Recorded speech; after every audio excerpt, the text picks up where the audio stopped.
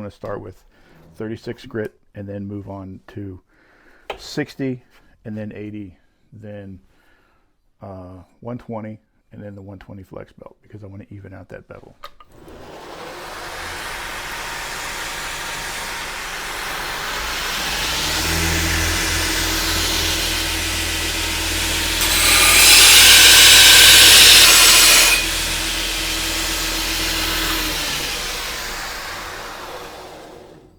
So we got the bit, the chip in the middle taken care of, and now we're working on getting everything back to where we catch up with this one.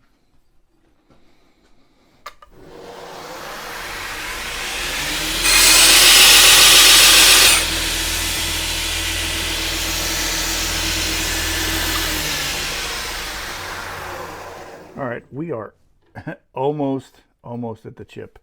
But I'm going to stop with the 36 because by the time we get to 120, there will be enough material taken away to